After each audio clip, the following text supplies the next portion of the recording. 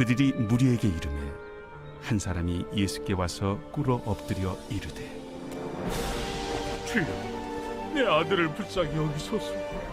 그가 간질로 심히 고생하여 자주 불에도 넘어지며 물에도 넘어지는지라. 내가 주의 제자들에게 데리고 왔으나 능히 고치지 못하더이다. 믿음이 없고 패역한 세대여, 내가 얼마나 너희와 함께 있으며 얼마나 너희에게 참으리요. 그를 이리로 데려오라. 이에 예수께서 꾸짖으시니 귀신이 나가고 아이가 그때부터 나으니라. 이때에 제자들이 조용히 예수께 나와 이르되 우리는 어찌하여 쫓아내지 못하였나이까? 너희 믿음이 작은 까닭이니라. 진실로 너희에게 이르노니 만일 너희에게 믿음이 겨자씨 한 알만큼만 있어도 이 산을 명하여 여기서 저기로 옮겨지라 하면 옮겨질 것이요 또 너희가 못할 것이 없으리라. 갈릴리에 모일 때 예수께서 제자들에게 이르시되 인자가 장차 사람들의 손에 넘겨져 죽임을 당하고 제3일에 살아나리라 하시니 제자들이 매우 근심하더라. 가버나움에 이르니 반세계를 받는 자들이 베드로에게 나와 이르되 너의 선생은 반세계를 내지 아니하느냐? 내신다. 하고 집에 들어가니 예수께서 먼저 시몬아, 내 생각은 어떠하냐? 세상의 임금들이 누구에게 관세와 국세를 받느냐? 자기 아들에게냐 타인에게냐? 타인에게니이다. 그렇다면 아들들은 세를 면하리라. 그러나 우리가 그들이 실족하지 않게 하기 위하여 네가 바다에 가서 낚시를 던져 먼저 오르는 고기를 가져 입을 열면 돈 한 세겔을 얻을 것이니 가져다가 나와 너를 위하여 주라.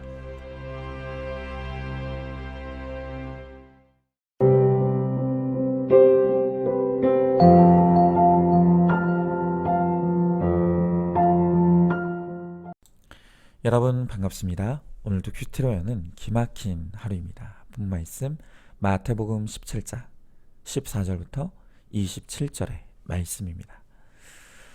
저는 우리 성도님들의 관심과 기도 덕분에 한 주간 동안 베트남 사역을 은혜 가운데 잘 마치고 돌아오게 되었습니다.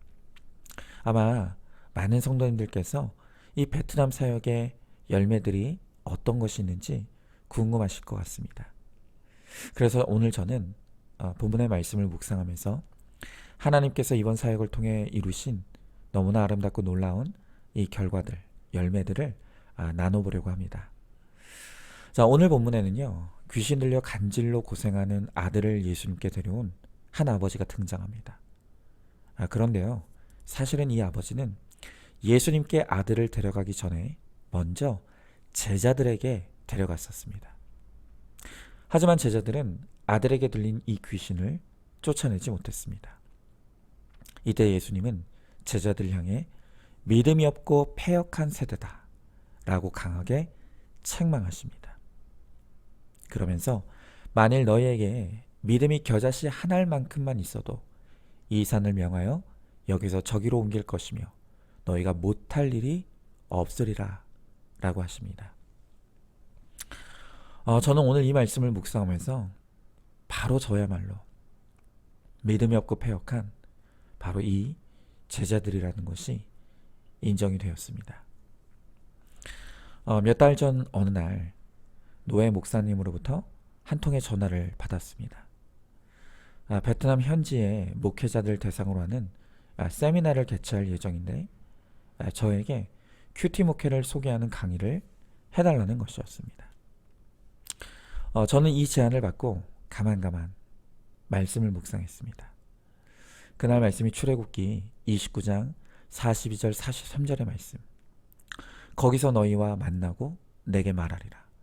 내가 거기서 이스라엘 자손들을 만나리니 라는 말씀이었습니다.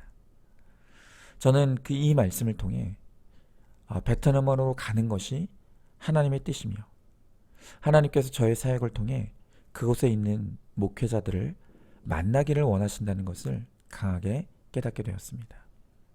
그래서 저는 가기로 마음먹었습니다. 하지만 막상 가기로 하고 세미나 날짜가 다가올수록 제 마음에는 여러 가지 부담이 쌓여갔습니다. 현지 목회 상황은 어떤지, 또 과연 내가 나누는 간증과 강의가 베트남 현지 목회자들에게 전달은 잘 될 수 있을 것인지, 또 통역은 잘 이루어질 것인지 여러 부담감들이 쌓여갔습니다. 그러나 저에게 가장 큰 부담은 따로 있었습니다. 사실 현지 목회자들도 문제이지만 세미나에 같이 가는 한국 노예 목사님들이 저에게는 더 큰 두려움이었던 것입니다. 솔직히 베트남 현지 목회자들은 이번 이후로는 어쩌면 이번 생에는 다시는 보지 못할 분들일 수도 있습니다. 하지만 노예 목사님들은 저의 목회 선배님들이시기도 하고 또 앞으로도 계속 관계를 맺으며 가야 할 분들입니다. 그런데 과연 저분들은 이 큐티 목회와 구속사의 복음 그리고 내가 나눌 간증들을 어떻게 들을까? 너무나 걱정이 많이 들었습니다. 그래서 여러분들께 솔직하게 말씀드리면 그 당시 저는 마지막이라도 일정상의 문제가 생겨서 이 세미나가 취소되기를 간절히 바랬습니다. 그러나 우리 주님이 그런 분이 아니시지 않습니까? 결국 세미나는 차질 없이 준비가 되었고 정해진 일정은 다가왔습니다. 이렇게 한심한 모습으로 두려워하고 있는 저에게 하나님은 출국 하루 전날인 11일 토요일 말씀으로 저에게 힘을 주셨습니다. 그날 말씀이 그 유명한 오병이어의 말씀이었는데요. 예수님은 제자들 향해 너희가 수만 명의 무리들에게 먹을 것을 주라 라고 말씀하셨습니다. 그 말씀에 순종하여 제자들이 예수님께 드렸던 것은 고작 떡 5개와 물고기 2마리였습니다. 그런데 예수님은 그것을 가지고 여자와 어린아이를 뺀 5,000명의 무리들 배불리 먹고 남은 조각을 12바구니에 차게 거두었다는 그런 말씀을 주셨습니다. 주님은 이 말씀을 통해 비록 제가 그곳에 가서 나눌 것은 떡 5개와 물고기 2마리처럼 너무나 작고 초라한 것이지만 하나님은 능히 그것을 통해 그곳에 모인 모든 사람들을 은혜로 배불리 먹이겠다고 약속해 주신 것입니다. 제가 이 말씀에 얼마나 큰 격려와 위로를 받았는지 모릅니다. 그리고 그 힘으로 저는 베트남으로 떠났습니다. 비행기 안에서도 강의안을 수정하고 또 수정했고 그저 하나님께서 약속하신 은혜를 주시기만 바랄 뿐이었습니다. 그리고 예정된 세미나는 바로 그 다음 날인 월요일 아침이었습니다. 세미나가 시작되기 전에 주최 측에서 저에게 강조하는 몇 가지가 있었습니다. 그것은 요점만 그리고 핵심만 간단하게 짧게 전하라는 것이었습니다. 절대로 시간을 초과하면 안 된다는 것이었습니다. 왜냐하면 그 이후에 식사 일정이 있기 때문에 시간을 넘기면 안 된다는 것이었습니다. 그런데 그 소리를 들으니 오히려 저의 마음에 오기 같은 것이 올라왔습니다. 나는 여기에 하나님의 영의 양식을 나눠주기 위해 왔는데 육의 양식 때문에 할 말을 하지 말라니. 그것이 받아들여지지 않았습니다. 그래서 저는 마음 먹기를 누가 뭐라고 해도 나는 하나님이 전하라고 하시는 걸 다 전하겠다. 굳게 마음을 먹었습니다. 그리고 주님께 도와달라고 혼자 기도했습니다. 드디어 현지 베트남 목회자 20분 그리고 한국 선교사 그리고 목회자 30분가량이 모인 그곳에서 저의 간증으로 강의를 시작했습니다. 여러분 그런데요. 제가 강의를 시작하는 그 순간부터 정말 놀라운 일이 일어났습니다. 하나님께서 그곳에 강하게 임재하셨습니다. 그리고 역사하시기 시작했습니다. 그래서 제가 입을 열고 강의를 시작하는 그 순간부터 아무 기대 없이 눈을 감고 듣고 있던 사람들이 눈을 뜨고 저를 바라보기 시작했습니다. 또한 몸을 의자에 기댄 채로 듣고 있던 분들이 서서히 의자에서 등을 떼고 몸을 제 앞으로 이끄는 것을 제가 보았습니다. 강의하는 내내 장내는 숨소리 하나 들리지 않을 정도로 모든 사람들이 완전히 몰입이 되었고 제 강의와 간증을 아무 소리 없이 듣기 시작했습니다. 그리고 여기저기서 때로는 웃음이 터져 나왔고 때로는 울음이 터지며 아멘과 할렐루야를 외치기 시작했습니다.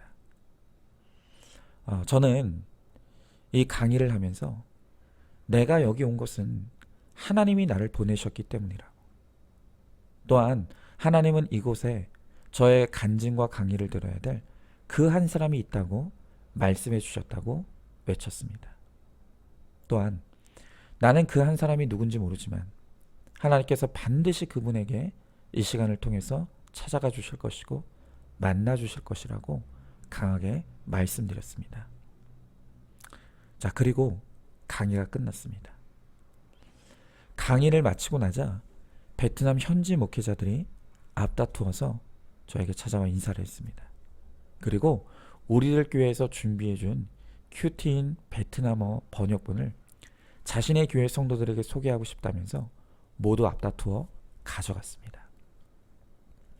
저는 이 세미나가 시작되기 직전까지도 과연 말이 통하지 않는 현지 목회자들이 이 구속사를 이해하고 큐티에 관심을 가질 것인가 염려가 되고 걱정이 되었습니다.